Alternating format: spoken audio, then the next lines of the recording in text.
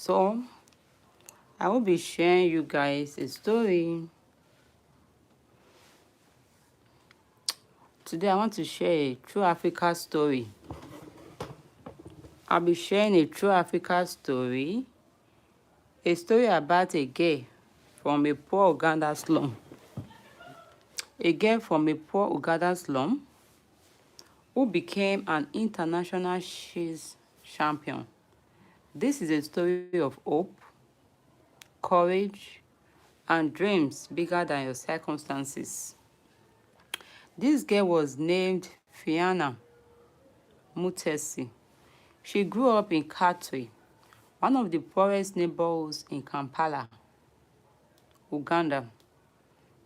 She didn't come from wealth, opportunity, or privileges. Her home was small and crowded. Her family was small. Her family struggled for basic needs. If you are just joining my life, this is a story about the girl who became the queen of Katwe. So at 9 years old, Fiona had to drop out of school because her family couldn't afford the fees anymore. She spent her days selling maize on the streets just to help her family survive. Wow. At 9 years, she was selling maize in the streets of Uganda just to make sure that her family survived. What a brave act. So one day, Fiona wandered into a cheese outreach. It was a program run by a coach named Robert Katendi. He didn't just teach cheese, he offered food, mentorship, and belief in the kids. Fiona didn't know the game at first, but she started learning, move by move, piece by piece. Have you ever tried something new that changed your life? Type yes if you have. Fiona lost many matches at once.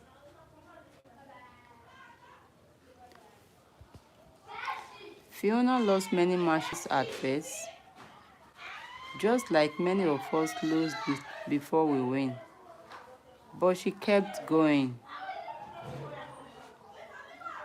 She became one of Uganda's best chess players, even representing her country in international competitions. This alone is inspiring. Someone with nothing becomes recognized on the world stage. This is huge, guys. Her story became so inspiring that a book was written about her life, and later a major film was made called Queen of Katwe. I don't know if you guys have watched that movie, but it was very, very interesting. I've watched it. The movie brought the world's attention to her journey, proving that your origin doesn't define your destiny. Fiona's story reminds us that opportunity can come from unexpected places. And sometimes all it takes is one person believing in you, like her coach did. Fiona's coach believed in her. If you have a dream, guys, even if no one else sees it, keep moving forward. Your life could become someone else's inspiration. See you in my next life, guys. Thank you, thank you, thank you. So Fiona's story was very, very impressive. So do you want me to tell you another story?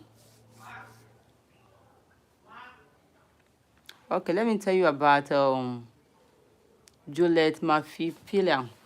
So this is a story about hardship.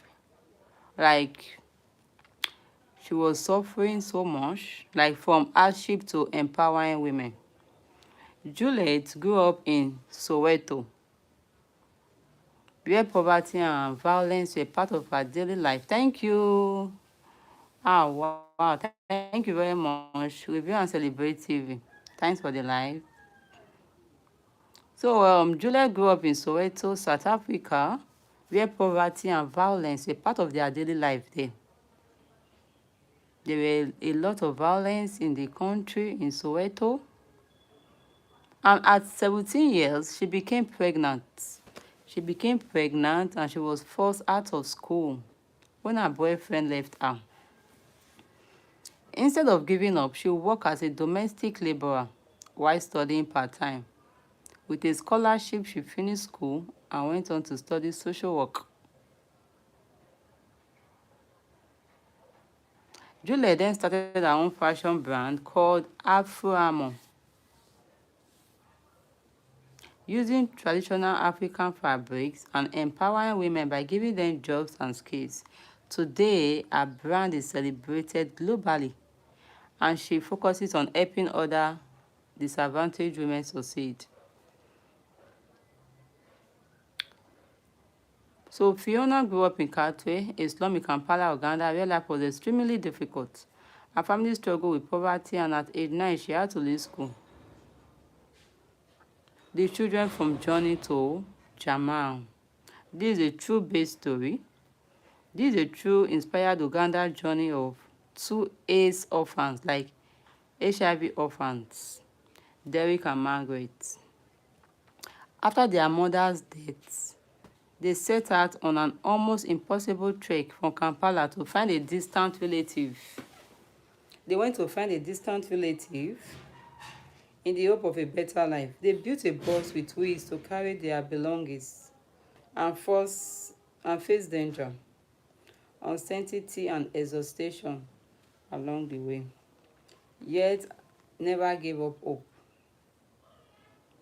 So this is a story about Edward Moshole,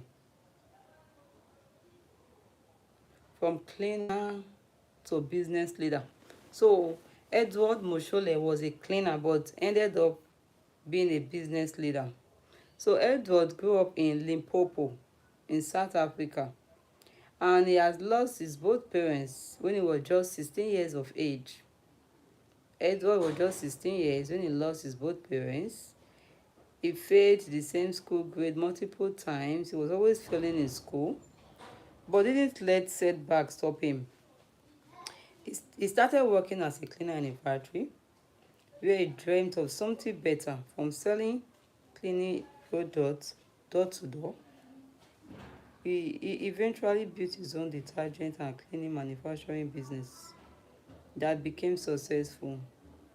Beyond business, he created a foundation supporting orphans and disadvantaged children.